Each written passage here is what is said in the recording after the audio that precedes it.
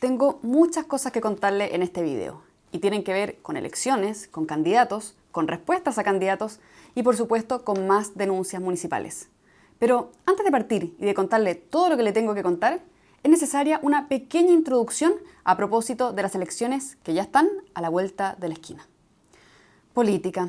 ¿Se ha dado cuenta, ha dimensionado más bien, que cada vez que usted vota, de alguna u otra forma, contrata los servicios del candidato, del político por el cual vota? Lo contrata en el sentido de escogerlo para asumir un determinado cargo de elección popular y ponerse al servicio suyo, de su comuna, su distrito, su región. Por eso los llamamos servidores públicos. Puede sonar muy obvio, lo sé, pero es que paradójicamente en otras circunstancias ocurre lo siguiente. Fuera de la política, en el ámbito privado, empleados y empleadores, usted por supuesto, está sometido a muchísimas más exigencias al momento de la contratación que un candidato, que un político, a la hora de someterse a las exigencias de la papeleta. Entrevistas, currículums, un mes de prueba, cartas de recomendación, revisión de antecedentes de su trayectoria, si es que ha tenido conflictos laborales en el pasado, si es que ha incurrido en malas prácticas, si es que, en fin, un escaneo profesional completo. O al menos eso es lo que hacen, eso es lo que se espera de una empresa, de una institución que aspire a un equipo profesional de primer nivel, competentes e intachables. En el mundo de la política, todos sabemos que esto no es así. Sus filtros de selección dejan bastante que desear. Si es que no inexistentes, deficientes. ¿Qué duda cabe que hace tiempo que los principales responsables de aplicar los filtros en política, los cabecillas, los headhunters encarnados en los partidos políticos, no hacen bien la pega o de frentón simplemente no la hacen? ¿Cuántas Katy Barrigas, cuántos Daniel Jadue han pasado fácilmente por su colador sin siquiera percatarse o a sabiendas, que es aún peor? Quiero contarle un par de casos que, lejos del escándalo de la ex alcaldesa Barbie de Maipú o del ex alcalde comunista de Recoleta, también dan cuenta de la improvisación y falta de rigurosidad de los partidos políticos a la hora de postular a sus candidatos. Una seguidilla de red flags, señales, advertencias que no debemos dejar pasar. Esto tiene que saberlo y debe saberlo ya, porque a la hora de contratar, le hace como votar, usted también es responsable de ello. Aquí en Valdivia, con Carolina Zúñiga, nuestra futura gobernadora. Juntos a recuperar ¡Los ríos! Carolina Andrea Zúñiga Brito es candidata a gobernadora por la región de Los Ríos por el Partido Republicano. Pero anterior a eso es funcionaria pública, doble cargo en el Estado. Analista de contratos en la Dirección de Obras Hidráulicas, DOH, de Los Ríos y consejera regional por dicha región. Dobles cargos estatales que, sin embargo, pareciera no satisfacer, no compatibilizar plenamente. En 2023 presentó 131 días de licencia médica en la Dirección de Obras Hidráulicas. 131, que, descontando feriados y fines de semana, corresponden a 94 días sin trabajar. Es decir, 3 meses completos. ¿Sabe cuántos días faltan en promedio a los funcionarios públicos por licencias médicas? 1 mes, una cifra ya de por sí exorbitante. Carolina Zúñiga ese año lo triplicó. En lo que va de este año, 2024, acumula 30 días de licencia, 22 días sin presentarse a la DOH. Mire, desconozco el actual estado de salud de la funcionaria, ni las razones que la llevaron a tramitar estas licencias. Solicitamos estos datos por transparencia, recibimos los datos estadísticos de dichas licencias, no su contenido, por tratarse evidentemente de información privada sobre su salud. Pero accedimos a todo lo demás por tratarse de un asunto de interés público, dada su condición de funcionaria pública. Ese, al menos, es el criterio que ha fijado el Consejo para la Transparencia en casos similares. En otras palabras, las fechas de sus licencias médicas son de interés público porque dan cuenta del cumplimiento o no de su jornada laboral como funcionaria del Estado. De ahí la razón por la cual pueden ser publicadas vía solicitud de transparencia. Mire, insisto, desconozco el estado de salud de la candidata, pero creo prudente en estos casos, me imagino que así lo hizo ella, replantearse la compatibilidad del cargo con su salud. Sobre todo porque dichas licencias también le exigieron ausentarse por partida doble. El año pasado, y a raíz de lo mismo, faltó a casi la mitad de las sesiones del Consejo Regional, siendo la consejera con peor asistencia por lejos, lo mismo que en 2024. Ese año, en 2023, acababa de asumir como core. Pero, ¿cómo? Si las elecciones fueron en el 2021. Sí, pero es que pasó algo inesperado. El consejero de la UDI que resultó electo, Ricardo Krugman Valenzuela, renunció al cargo por problemas familiares. Y entonces debió asumir el segundo candidato más votado de la misma lista, es decir, Carolina Zúñiga, entonces militante de la UDI.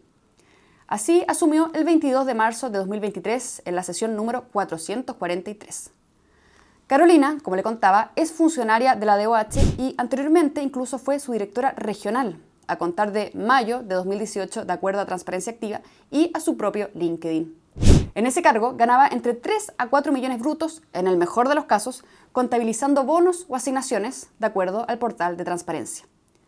Sin embargo, fue a partir de 2022 cuando Zúñiga dejó su cargo directivo, bajó de escalón y se mantuvo como una funcionaria más, como analista de contratos. Lo curioso es que, a pesar de ello, terminó ganando incluso más que antes, 4.200.000 pesos versus los 4 millones a todo dar que ganaba siendo directora. ¿Cómo se explica esto? Ojo, que esta comparación es en términos brutos, porque no están disponibles todos los datos sobre su remuneración líquida. Como le contaba, Carolina ocupa doble cargo en el Estado, aunque, ojo, mientras se desempeña en la DOH y como consejera regional, también se dedica a un tercero. Es candidata a la gobernación de Los Ríos por el Partido Republicano. Si quieres resultados distintos, no votes por los mismos de siempre. Vota republicano. Con un intenso despliegue de campaña. Actividades en terreno, volantes, redes sociales, conversaciones, fotos, encuentros con candidatos, apariciones en medios y más. Todos sabemos, o podemos imaginar, lo demandante que puede llegar a ser una campaña política, al punto de exigir una dedicación casi exclusiva, completa. ¿Cómo lo hace la candidata Zúñiga? ¿Cómo lo hace para compatibilizar lo uno con lo otro? La DOH con el Consejo Regional con su campaña, la campaña con la DOH y así. Hicimos una revisión exhaustiva de su actividad política en redes sociales y hay varios elementos que nos llamaron la atención. Entre ellos, que el lunes pareciera ser un día bastante ajetreado para ella, de intensa dedicación a su campaña. Fue el lunes 30 de septiembre, por ejemplo, cuando participó de un volanteo en terreno junto a José Antonio Kast. Cuando visitó la radio austral en su programa matutino. Y ahora aquí en la región de Los Ríos, acompañando a nuestra candidata a gobernadora, Carolina Zúñiga. Y también la radio El Conquistador de Valdivia. Muchas gracias a ustedes. Muy buenos días. Oye, y también a Carolina Zúñiga, ella es candidata a la gobernación regional. Así ¿Cómo es, está? Gracias Ricardo. también por venir. Muchas gracias. Soy actual consejera regional Ok. y voy ahora por la gobernación regional. Insisto, ¿cómo lo hace la candidata Zúñiga, más aún considerando que además sería docente en la Universidad Austral? En una publicación de la propia universidad, en julio de este año, se hace mención a la docente Carolina Zúñiga en una actividad en terreno con alumnos de Ingeniería en Construcción. Zúñiga es ingeniera en construcción de la misma casa de estudios. En su perfil de X se presenta como docente. Nos contactamos vía telefónica con la facultad para confirmar la nómina actualizada de académicos y ver si es que efectivamente la candidata sigue haciendo clases ahí. Nos señalaron que en el sitio web figuran solo los nombres de los profesores de planta. Zúñiga no está en el listado, aunque nos indicaron que hay más docentes que no aparecen en la página web al estar contratados a honorarios. ¿Será el caso de Zúñiga? De momento no lo podemos asegurar, pero en caso que así sea, ¿no sería como mucho? ¿Carolina Zúñiga es la Mujer Maravilla y no nos habíamos enterado? Aparte de todo esto, para que vea la multifuncionalidad de la candidata, Carolina Zúñiga es también dirigente gremial. El lunes 14 de octubre, por ejemplo, se reunió con representantes de la Cámara Chilena de la Construcción de Valdivia. No sé si en su calidad de dirigente gremial o de candidata usando su chaqueta promocional. Detalle, la publicación fue subida a las 3:33 p.m. de ese mismo lunes, según constan los registros. No dejo de preguntarme, ¿cómo es que lo hace? Carolina Zúñiga Brito, para que lo sepa, es miembro de la Federación Nacional de Trabajadores del Estado, la FENATE, una organización de funcionarios públicos de la cual es directora y tercera vicepresidente nacional desde el 21 de octubre de 2022. Dicho directorio lo conforman, presta atención a esto, nada más ni nada menos que 36 personas. Mario Cisterna Sandoval, por ejemplo, es el director vicepresidente de Protocolos. Su tocayo, Mario Fuentes Estay, es el director vicepresidente de Disciplina, lo que sea eso. Roberto Rojas Silva es el director vicepresidente de Redes Sociales. Está bueno ese cargo. Y Luis Díaz Palominos es el director vicepresidente de Difusión, por nombrar algunos. Es un poco absurdo todo esto. Por eso, ¿qué relevancia podría tener?, se preguntará. Es que es mucha relevancia. Porque por el hecho de ser Zúñiga directora, la ley 19.296 sobre asociaciones de funcionarios de la Administración del Estado, en su artículo 25, le otorga un fuero, una protección especial que le permite gozar de inamovilidad de su cargo desde la fecha de su elección y hasta 6 meses después de haber cesado su mandato. A ella y a todos los demás directores, por supuesto. Como comprenderá, es un puesto clave porque básicamente los hace intocables.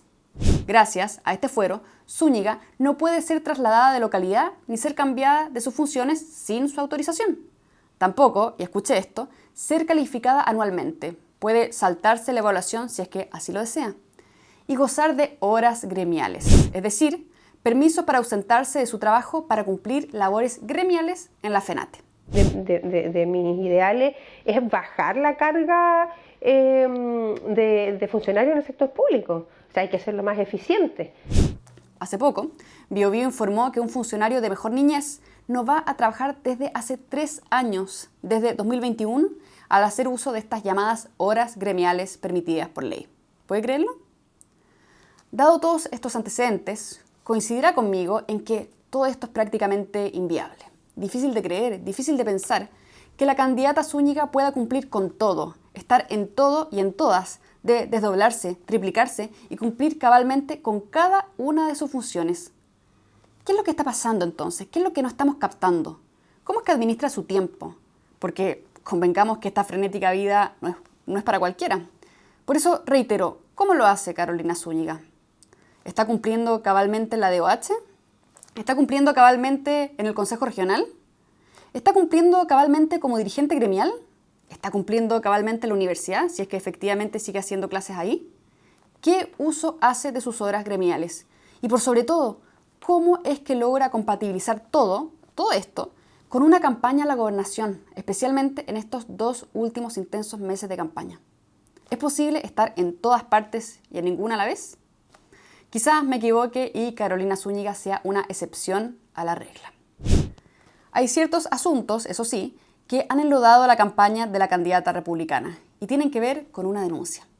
Pero no con cualquier tipo de denuncia. En agosto de 2024, Zúñiga afirmó que sus padres habrían sido amenazados y agredidos físicamente por miembros del crimen organizado en La Serena. La candidata afirmó que sintió terror y que, si bien no podía acreditar que fue su candidatura el motivo del ataque, insinuó que así lo fue.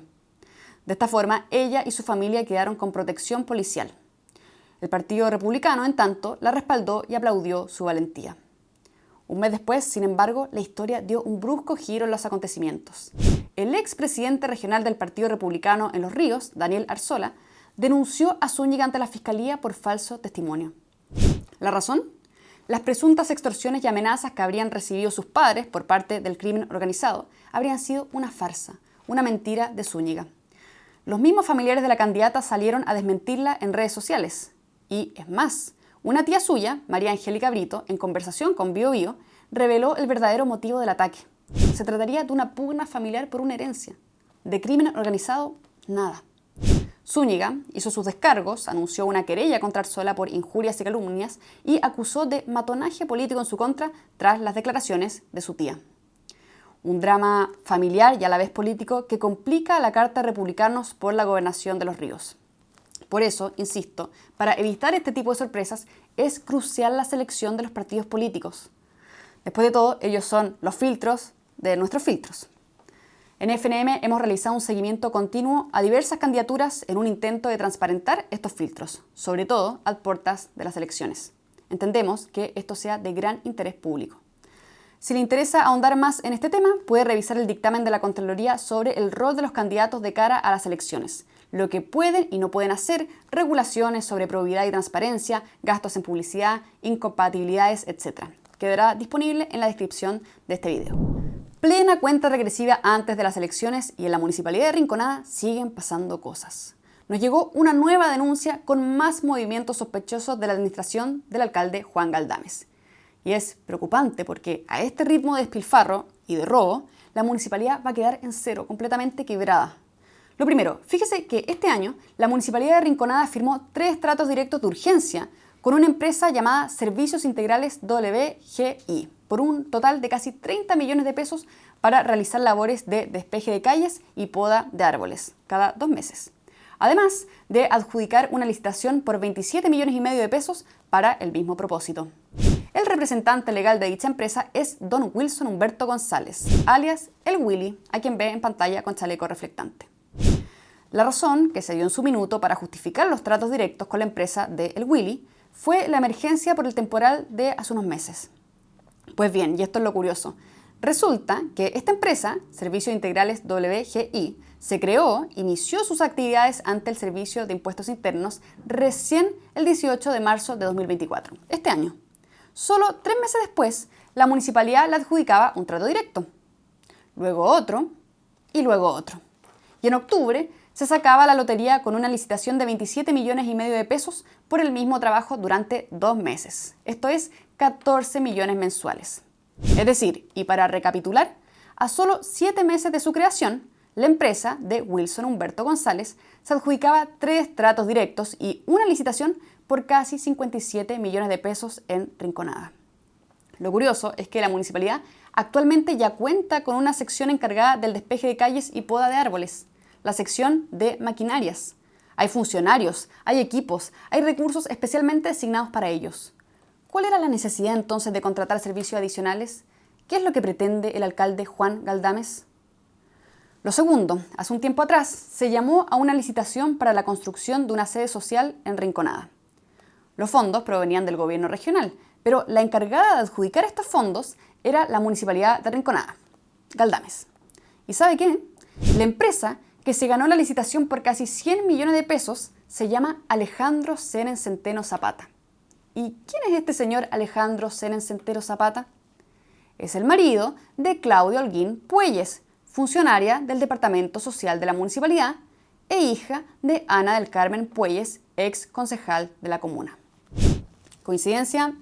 Tal vez. ¿Será coincidencia también que de las 7 ofertas de la licitación todas fueron rechazadas menos una? La oferta de Alejandro Senen Centeno Zapata. Y que además el anexo económico de cada una de esas ofertas estén bloqueadas en mercado público.